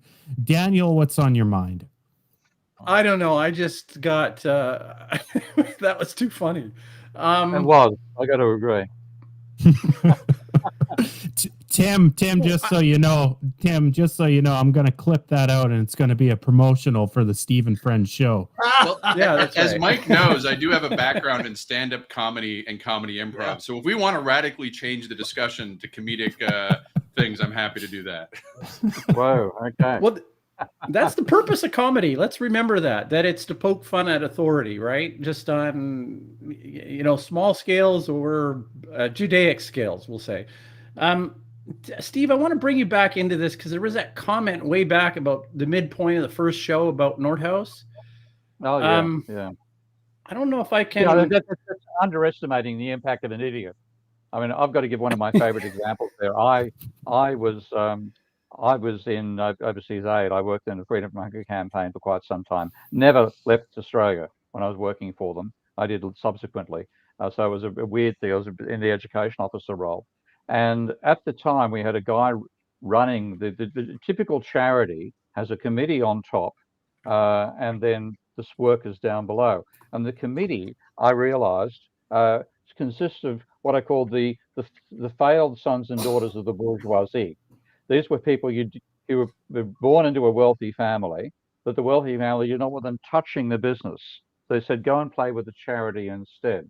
And there was a guy who was chair of the organization, and his name will come to me at some point. And he was a spitting image of the then failed politician, John Howard, who was the most right-wing member of the Liberal Party, which is Australia's Conservative Party. So I'll call it the Conservatives here. And Howard just completely lacked charisma. And so did this bloke. But they didn't lack ambition. So I organized a conference on overseas aid, and it's called Trade to Whose Advantage. And they ignored me completely. The committee ignored me completely until I had huge media coverage for this conference and enormous involvement. And this guy wanted to lead the leading speech. So he pushed himself in. So he got 1 minute to introduce the conference, made a complete fuck up of it, of course, because he didn't know what the hell he was talking about. And then got off stage, and I said, here's why you shouldn't underestimate John Howard, because forget about he doesn't have any charisma or skill. He's got ambition, and he's going to push his way in. And that's what Howard ended up doing. And a huge right-wing twist came out of Australian policy, courtesy of John Howard. So you don't ignore the idiots. The idiots, if they have ambition, they're going to do a damn sight more damage than you expect. And Nordhaus is the classic there. Climate science would look at what he wrote, think that's nonsense. Nobody can take that seriously. The thing is, that's nonsense. Nobody knows what they're talking about can take that seriously, but plenty of people that know what they're talking about are making political decisions. And Nordhaus provided all the garbage trivializing climate change, which politicians took seriously, even though scientists knew it was nonsense. And that's our great dilemma. we end up letting somebody who's got no bloody idea what he's talking about, and that's classically William Nordhaus, dominate the policy we make over climate change, and now we're paying the price for it. Well, let's just give him a Nobel Peace Prize. That'll solve it. Yeah, actually, so Mike mentioned a few weeks ago that Tom Fitterman had replicated his model in VinSim. So I went and checked it out.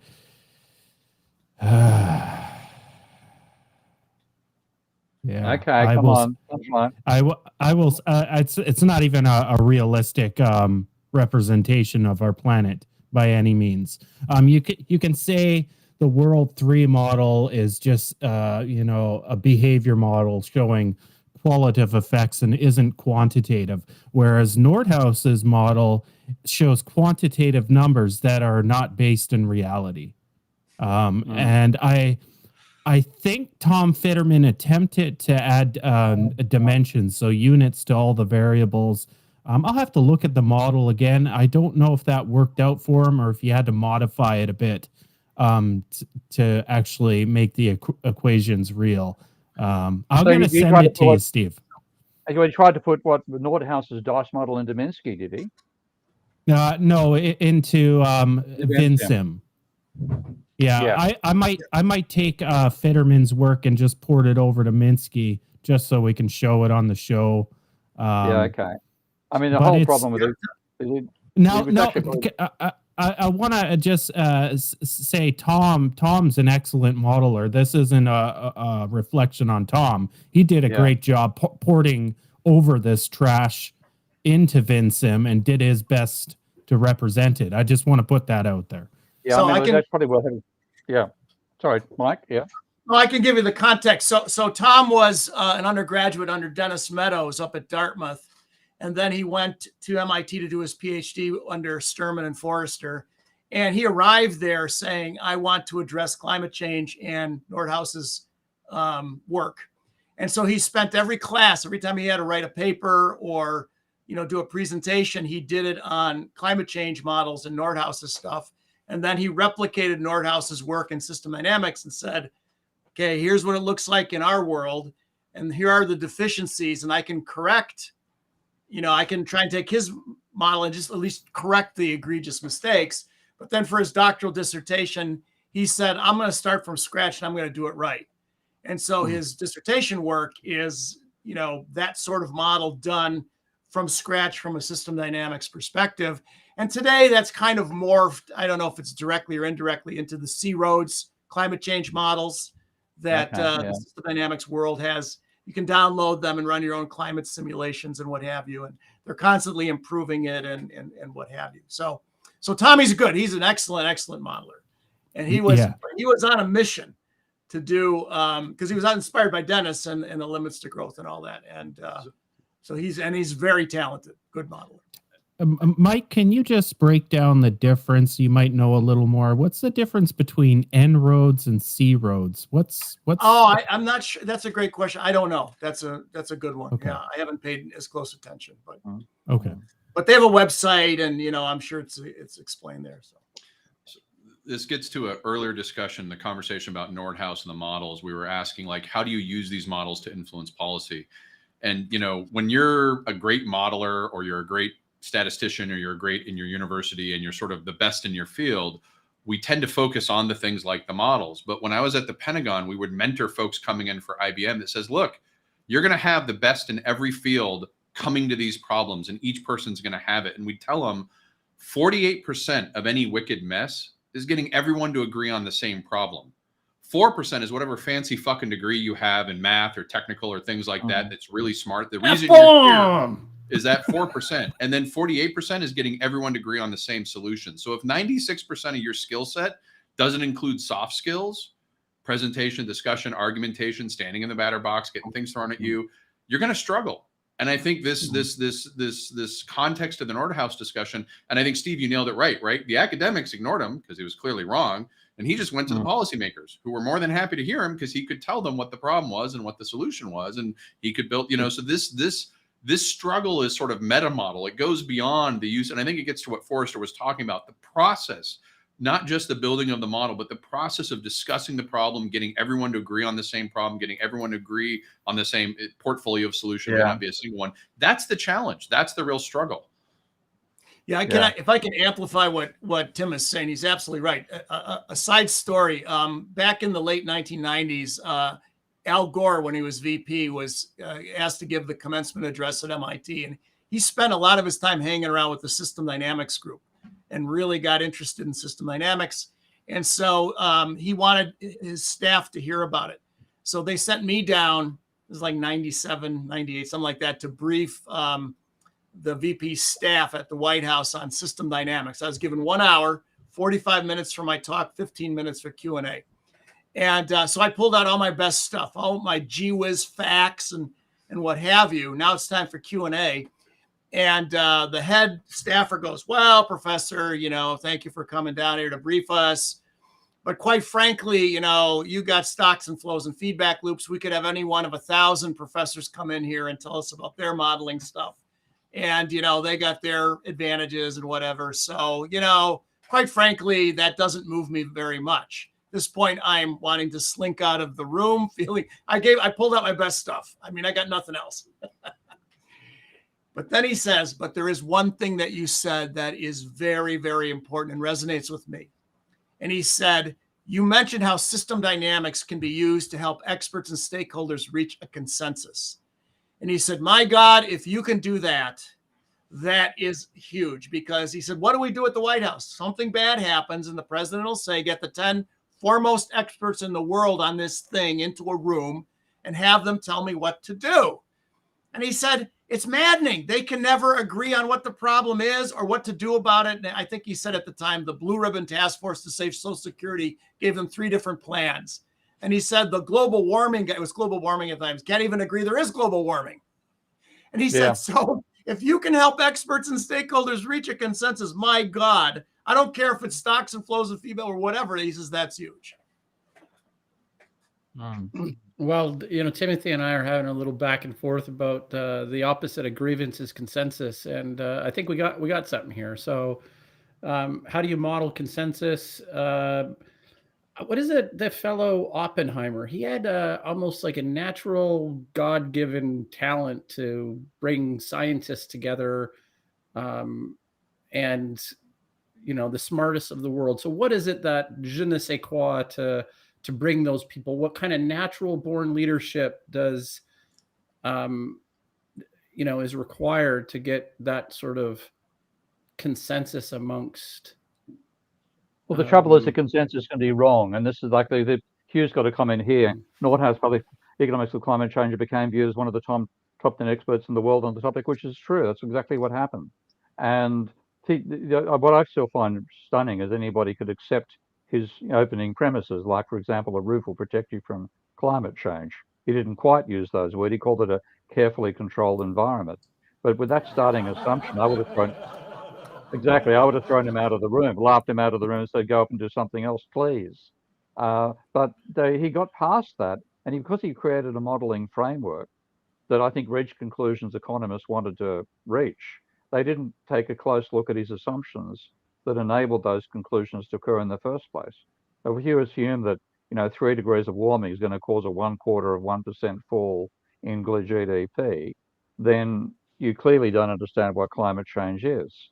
But because he reached the conclusion that it didn't matter, nobody worked out how he got there. And then this shit just got promulgated for the last 30 years.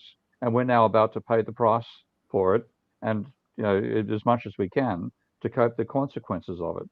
And actually, Tim, I'm going to go off script here a bit. That large part of that involves getting the military to understand what the hell the challenge is. And I don't know whether you can answer the question or not. Probably you can't, for either reasons of not knowledge or diplomacy. But I would like to have an idea of what the military is thinking about climate change and what that implies for their role over the next 20 years. It's interesting because I'm not known for my diplomacy, but I'll give it a shot. So I was brought into the military. I had no background in the military, no experience. I was completely civilian. IBM, in a classic move that is common with big companies, say, well, we have a job where we need someone like you. We're just going to shove you in here. Good luck. And it was actually on energy production for the garrison footprint of the U.S. Army. So you're talking about now energy production for, I think, if I can remember, 110 garrisons, couple $100 billion global footprint. You're talking about a massive amount of energy production. And this was 2007, 2008, where the oil prices were rising and there was a concern. And I got a real inside look at the military at that point, how it treated energy. And of course, you have all the different opinions. But what was surprising to me is they were, in some ways, they salute the flag and follow the orders. The executive orders had just come out when Obama took office. You're going to increase renewable electricity. So that was something they were considering. But they were largely on board for carbon tax. I was part of a workshop in the summer of 2008 that I attended after this study where the Army was preparing for a carbon tax. And I'm not qualified to say whether it's right or wrong as the solution. But it was fascinating to me how the Army approached that problem, saying, where do we have things to offer if this is the way? Obviously, it's going to be something we're going to get hit on in material things, but we also have a lot of land, right? We could perhaps help with sequestration or things like that. So they were really engaged in it.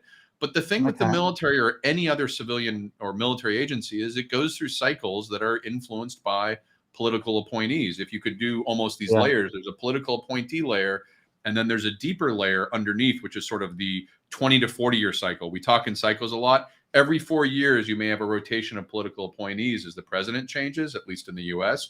And the career folks are 20 to 30 years. So you have these two cycles in tension.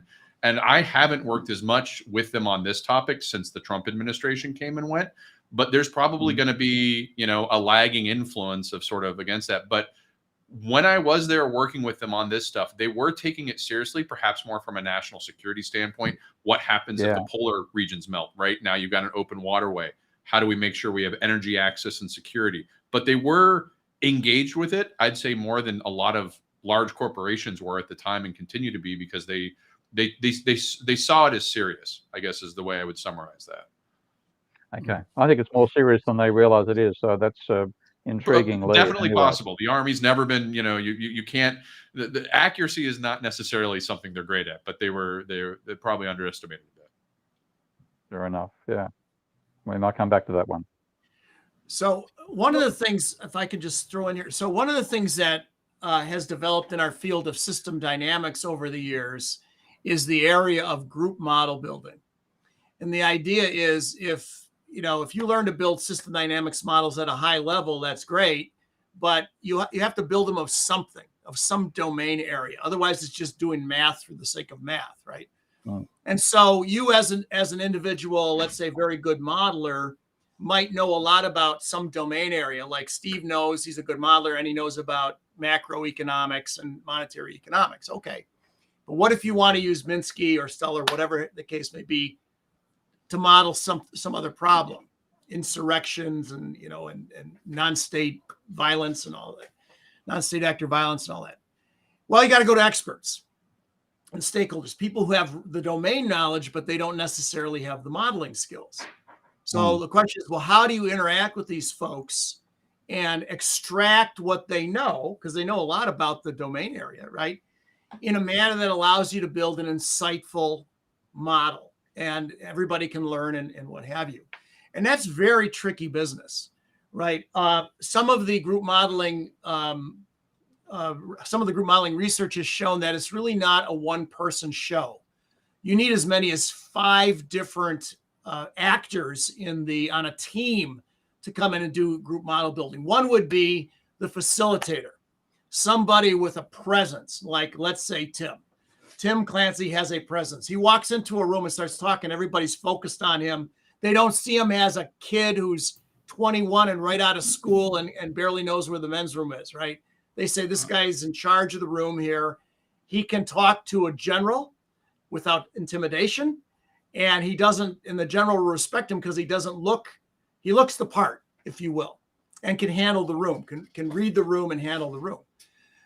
Well, while Tim is busy doing that, somebody's got to be hearing the technical stuff and laying out equations, right? And it's hard to do both of those at the same time. Some other person has to be recording what people are saying so that there's a record, and you go back later and you say, when so-and-so, Colonel so-and-so was talking about something or other, what was that guy saying again? And then you circle back to that and so forth. So it can be a team effort. but it's tricky business. You have power dynamics in a room a lot of time, particularly in a military setting. You got whatever colonels and generals and majors and stuff, and they're does the major really want to contradict the general in the conference room, even though the major knows the general does not got that right because the major's been in the field and the general hasn't? Just made that up, but you get the idea. Well, how do you deal with that? How do you deal with the fact that the modeler is the world's greatest modeler, but looks like he's 12, or she looks like she's 12, and the general is laughing and going, even though that person's really good, you got an optics thing going on there. So it is super tricky business when you're dealing with experts, and then sometimes they're in the room, they don't like one another. Now what? They're bickering about everything and what have you. How do you deal with that mashugana and come out with an insightful system dynamics model? That is tricky business. And if you and your team are good at it, oh my gosh, you got something going there. Yeah, the metaphor I use to describe that process is you have to start out as a jazz band. So you got different folks with different expertise, and then morph that into an orchestra because you don't have enough instruments yet, but you need to get approval to go get the instruments, right? So you got to start out with the jazz band, make sure that the general gets his solo when he goes off and riffs, and you got to bring him back or her back. And then the thing is, you never have enough to start, right? The question is, in all of these discussions, there's sort of like, are you going to get funded? Are you going to get approved? They've got 20 problems that are front page on the New York Times, and you're number 21. Are you going to get the attention? Especially things like climate that are sort of out there in the distance. They're like, oh, we got to focus on ISIS. We got to focus on this. We got to focus on that. You got to bring it forward and then get that orchestra assembled with lots of experts, some of whom, and it's easier to bring in a 12-year-old brainiac, Mike, to the Pentagon, because in some ways that's the trope of like it's harder to get in someone who's worked in a refugee camp in an NGO or like Doctors Without Borders, who has a non-military, even anti-military background, and say their perspective matters. You need to hear this perspective. It's not a traditional military. It's not a traditional U.S. It is a vital perspective because, again, sir, ma'am, if you want this to work, you got to get this information in. And getting to that point is I think, the key to getting that process started correctly. It's a lot more soft skills. The model helps you show that you can show, look, we got this insight from them that made the model better and helped you in what you wanted to do. But you got to get them to the point where they can see that. And that's where you have to build relationships and work them through that. Yeah, the other, that's really good. The other thing that I'll throw on the table just for maybe more giggles, but it's the truth, is when I did work for the government years ago, like Homeland Security is one example that leaps to my mind. One of the lower level government persons working with us said, Mike, I can't take anything too technical upstairs. And I said, oh, don't worry. I'm not going to use integral signs and Greek letters. I got stocks and flows and feedback loops like this. And the guy's like, you're not hearing me. I cannot take that upstairs either. And he says, I need a map of the U.S. that changes color when you press the go button. He goes, the secretary, forget about it. They don't want, their eyes are going to glaze over. They're going to kick me out of the room. So it's amazing as you go up the food chain. They want less and less technical detail, like simple dashboard, red light, green light, and what have you. That's one of the dangers. We have this huge disconnect between the technical knowledge and the decision makers. And often, even if you show the decision makers the correct technical foundations, they'll just glaze over the top and do their own damn thing because they can't understand the technicalities.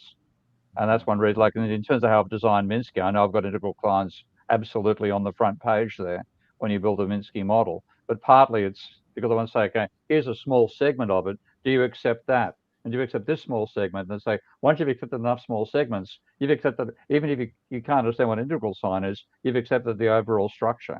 So, that's very hard to do. What I recommend on that is don't try and be the master in all things. Like, I am not good at simplifying models down, and that's sort of but when we have things that need to get out to a large population, so we've been talking military stuff like that. We do a lot of work with educating on sexual harassment, assault, things like that, working with volunteer groups. So we don't try and be the front face group. We'll create the brainiac stuff behind the scenes and give it. There's a group like Safer Dance Spaces. They coordinate dance partner studios around the world and try and educate. They're really good at communicating. They're really good. You find the communities and groups that are good at this kind of communication, this simplification, and you partner with them. And it's all about building capacity, not just in your modeling team, but also in your communication teams. And sometimes that means making partnerships, alliances, working with folks to get that stuff out. That's a key part. And I think a lot of academics don't necessarily do that because they're used to sort of being in the university environment or dealing with that ecosystem there. But I think it'd be a huge, and I'm sure in the climate change, you're already doing this because there are so many community groups out there, but building that capacity to flow through, and then so they have the ability to speak that language as well. So Timothy, you're talking about a group that's like a women's victim group, I guess. Would I? No. So I've worked with several groups like this. So I've worked with an actual academic society. I've worked with gaming organizations like volunteer amateur gaming stuff. This one, what they have in common, again, generic class of problems, is if you're dealing with a volunteer-run group or a community-based organization that has low resources, so everyone's a volunteer, and now you're dealing with sexual harassment, toxicity, and assault, there's a common set of problems and challenges they face that are different. I mean, it's not saying the big organizations do better, but they have full-time staff, they got resources, they can kind of, they can invest. So working with those groups, this particular one was called Safer Dance Spaces. What they did is they built a coalition of individual dance studio owners, dance event promoters, dance teachers, coaches. They've got this large multi-thousand person coalition.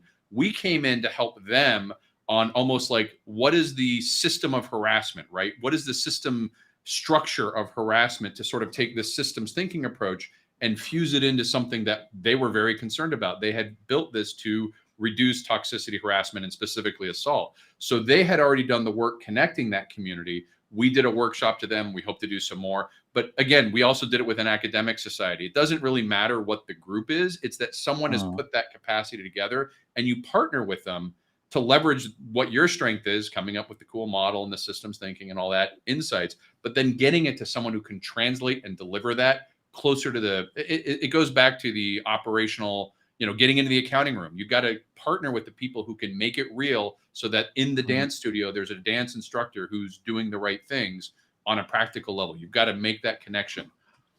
Yeah. So Mike, I want to bring you up on this one because I'm having some problems connecting the dots here. So what I see with what Timothy's explaining is that it follows your starting point of we need a problem to start with. Okay, Nod, that sounds about right. Okay, so we have a problem. Timothy then approaches the problem from a complexity standpoint and from a system dynamicist standpoint. Okay, all right, I get that. So now what if on the other side I said, well, I want to model the human brain. Okay, complex system. There's no inherent problem with that, is there? Other than the fact that we just don't have an answer to the way the human brain works. So compare the two, and is the human brain as modeling the human brain as a complex system, is it a non sequitur because there isn't a problem inherently with answering the question other than we just don't know how the human brain functions? If you're talking consciousness, we clearly don't know how it functions. That's the whole AI dispute right now. People talking about AI, they're language models. Innovation and genuine imagination is not something a computer can yet generate, and yet the mind does. So we have a model of the mind that clearly doesn't capture what the mind can do, and we may never. Right. So I mean, I want Mike to say in this, because is the simplified answer, building on what Steve has just said, is that there's no problem inherent with that. So we best stay away from that. Is that kind of where you would direct a student, or if somebody came to you and said? I mean, of course, we have neural nets and stuff like that, and even agent-based modeling, I suppose, where you could model the neurons and what have you. But I guess what we'd say in system dynamics is if you can precisely describe what you are thinking about, we can model it.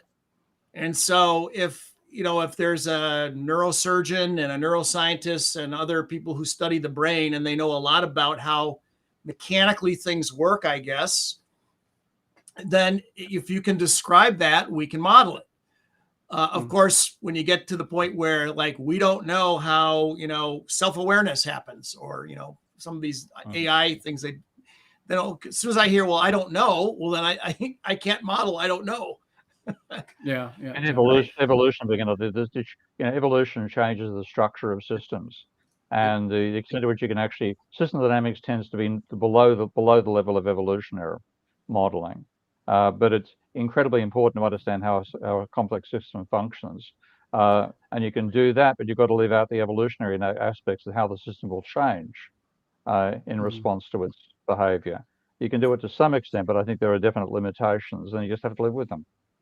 If I could jump in and sort of add a third perspective here, is that any complex system in the world is going to eventually extend to all complex systems in the world. It's kind of the nature. We put these arbitrary classifications of this is a country or this is chemistry versus physics. You can go anywhere. These are all arbitrary designations. And when you start looking at the reason we use a problem gets to that boundary selection. If you just model a system, theoretically, you're going to end up modeling the world each time, even if it starts with something as personal and localized as, say, sexual assault. Pretty soon you're dealing gender roles, you're doing social roles, you're doing privilege and power structures, and you're modeling the whole world. Same thing if you're modeling an insurgency. There's many countries involved. So the problem statement gives you a criteria to determine what goes in that boundary and what stays out. When you run into those things, you can say, does adding this structure improve my ability to solve the problem? Because there may be a country on the other side of the planet that has a key influence on a local insurgency, and you want to include that in the boundary because the problem statement tells you it's important. But you don't want to model all, just like my models don't deal with economic conditions to a high degree. That's not the specific problem I was modeling. And it's better, I think, to take many models and have those models work together as a library of models, rather than trying to make one big model. Separate modeling for separate problems rather than one giant model to rule them all. Does this relegate it into, when you draw these, when you focus on those, on the agreed consensus of categories, does it just relegate it to a model that is effectively like a normative solution? Well, what I've found over a long career of doing this, even before system dynamics, when you think of these as like projects, like modeling a project, the more time it takes, the more cost intensive, then everyone tries to fight to get their problem modeled. But if you make it simpler, faster, and quicker, you can handle more models. So the agreement sometimes is, agree with us to do a small model that doesn't include your particular concern. We can get that done more quickly, and then we can address your concern in a separate model and start. It's almost like the agile process as opposed to the big project management. You're doing iterative models on many topics at a higher throughput rate to get more insights collected than trying to make one giant worldwide model that's going to take you years to debug and change. And to Steve's point, everything changes instantly. So as soon as you build the model, it's already out of date. It's much easier to do a series of small models and build that confidence to kind of get people to say, okay, my problem isn't being modeled this time, but I'll be up next type thing. Dan, don't worry. So what we'll do is we'll build our global model first, and then we'll model the solar system around that model, and then we'll do our local constellation of stars around that model, and then we'll do our galaxy around that model, and then we'll model the known universe around that, and then we'll theorize what the unknown universe is beyond that. I hear the soundtrack for 2001 Space Odyssey playing in the background. Very deep, very deep. Sorry, you're doing your Hal voice. Yeah. I actually watched that movie again just recently because I just felt like something which was I'm so sick of the state of modern civilization. It was nice to go back and see a vision from the 70s about a future that was actually worth being part of. I just watch it again. It's one of the most remarkable movies ever. Any movie that has 25 minutes of silence and is not a silent movie and succeeds is remarkable. And that is 2001. The first 25 minutes is not a word spoken. Plenty of grunts, but no words.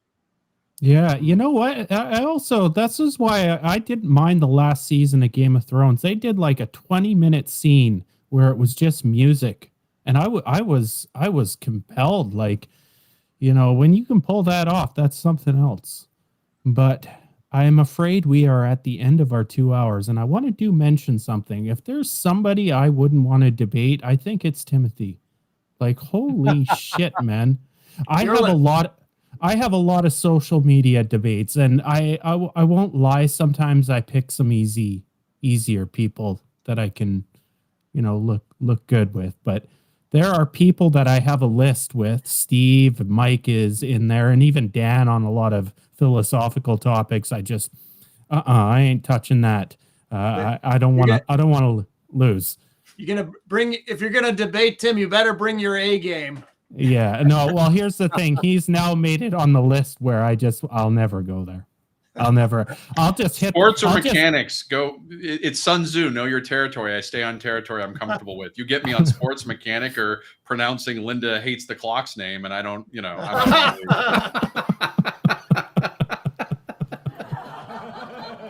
I wonder if you'll change the name after this experience. I hope she doesn't. It's a great name once I figured out what it was. Oh boy. Okay. Tim, I'm really glad you spent the full 2 hours with us. This has been a really engaging. Thank you. Yeah, really. Thanks, Dan, for kind of starting that conversation role. I think, Dan, you sent me the email. Let's get him on. And of course, I had been aware of Tim just through the society and stuff. And I'm like, yeah, of course, it makes sense. We've got system dynamics at the core. So I think it turned out really well. So guys, everybody, we're going to be back next week. Steve, you're not going to be here.